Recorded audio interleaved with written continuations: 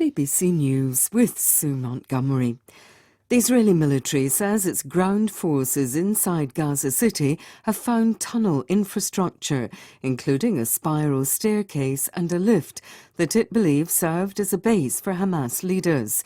The revelation comes as fighting inside Gaza continues to intensify. There were heavy exchanges in several parts of the besieged territory on Wednesday.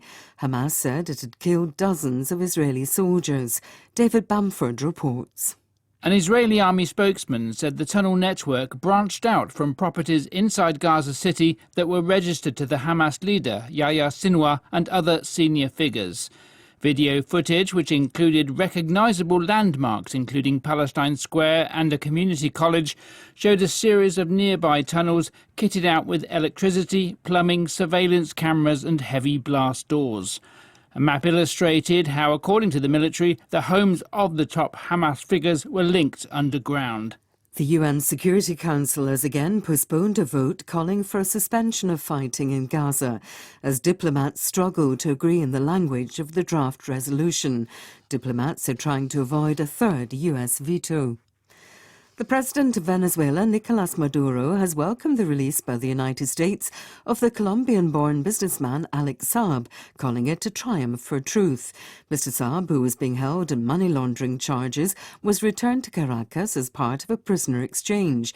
At a news conference, he expressed delight at his release. Today, the miracle of freedom, the miracle of justice has come true. I thank the people of Venezuela. I am proud to serve the people of Venezuela and to serve this government, a humane government, a loyal government, and a government that, like me, never gives up, and people that will never give up either. At the same time, Venezuela has set free 10 jailed Americans and 20 Venezuelans, who include political prisoners. It's also extradited to the US a fugitive Malaysian businessman, Leonard Francis, implicated in a US Navy bribery case. Thousands of people have taken to the streets of Buenos Aires in the first big protest against Argentina's new president, Javier Milei, and his government's economic shock policies.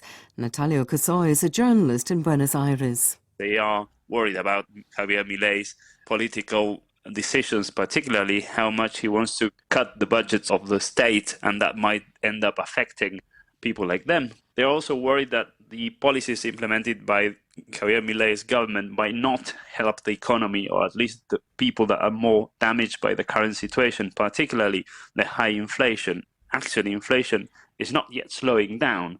It's getting worse. BBC News.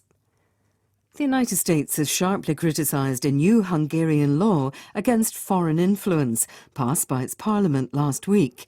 The US State Department said the legislation was draconian and might be used to intimidate and punish people disagreeing with the ruling party. The law, introduced by Hungary's right-wing Prime Minister Viktor Orban, will set up a new agency with powers to identify organisations receiving foreign funding. Local media in Nicaragua have reported the arrest of a Roman Catholic bishop, Isidoro Mora. At a recent mass, the bishop reportedly told his congregation to pray for Bishop Rolando Alvarez, a long-time opponent of President Daniel Ortega. Bishop Alvarez was found guilty of treason and sentenced to 26 years in prison earlier this year, after he refused to go into exile in the United States. Britain has said it profoundly regrets a decision by the Irish government to mount a legal challenge to a law that gives conditional amnesty for crimes committed during 3 decades of conflict in Northern Ireland. London said the case was unnecessary. The Irish Prime Minister, Leo Varadkar, said his government had no option but to ask the European Court of Human Rights to carry out a judicial review of the UK legislation.